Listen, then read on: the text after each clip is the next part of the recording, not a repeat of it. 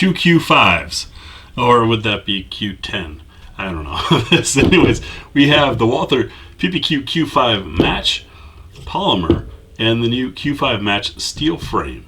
Some of you might be wondering what the differences are aside from this one being made of steel and this being made of polymer. Wanted to show you some of the differences that make these handle and feel a bit differently. Coming up next on GBGuns. Alright, and so looking at these two beauties, of course one has a Trijicon RMR on it, the other one has Burst Fast Fire on it. Those are just the red dots that I had. So on the top, of course, the slides look quite similar, aside from this one being marked SF for steel frame and this one being Q5 Match. The slides are not interchangeable. I've experimented with that. Won't fit on one another. So that is one change. The barrels, of course, are the same and the trigger is the same. Capacity technically is different, and that's because the 15-round magazine of the Q5 Match will not fit in the Q5 Match steel frame without changing to one of these +2 base plates. That's only because of the magwell that's on this Pro model. The standard model that does not have that magwell should still accept your standard magazine. The frame is really where the changes are between these two guns. Let me strip these slides off real quick so we can look at the frame alone, and that's where you're going to see and feel the difference. So the steel frame is bigger, not just heavier from the steel, but you see the dust cover extends out further. In fact, looking at the bottom, you can see rather than having 3 slots here, we've got 5 slots on our rail. Texturing is also a bit different. You can see you've got more advanced fine checkering here than the serrations on this end.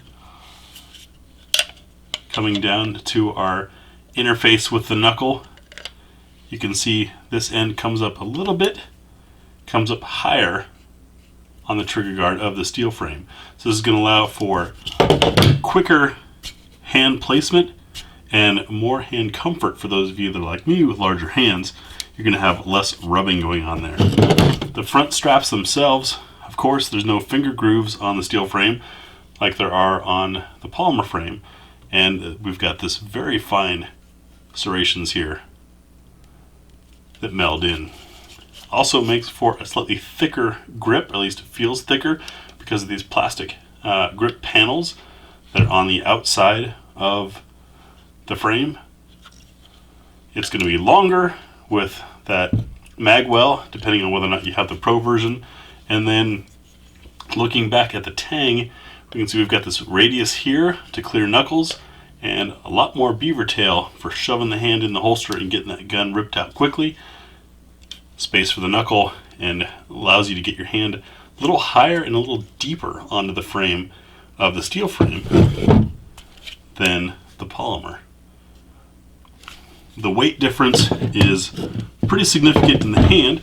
I'm going to pull up a scale and we'll see what kind of weight difference we actually get total between these two. I realize there might be some glare off of the screen down here to read it, so I'll read it to you. Here's our polymer frame going on the scale, and we've got 6.2 ounces total weight. Our steel frame is over a pound. We've got a pound and just under 5 ounces. Sorry if I supported to adjust the weight there, but that's a pretty significant difference. The steel frame is almost a pound heavier than the polymer frame. So why would you want that? What's the advantage or disadvantage? Well, polymer is obviously going to be quicker handling than the steel will as far as moving it around, if a pound of weight really makes that big of a difference to you when you're moving an object. Where the biggest difference is recoil absorption. When you fire the gun, you've got a little bit of recoil from the round detonating. Most of the recoil is when the slide hits the back end and hits the limit of movement, and all of that momentum is transferred into your wrist.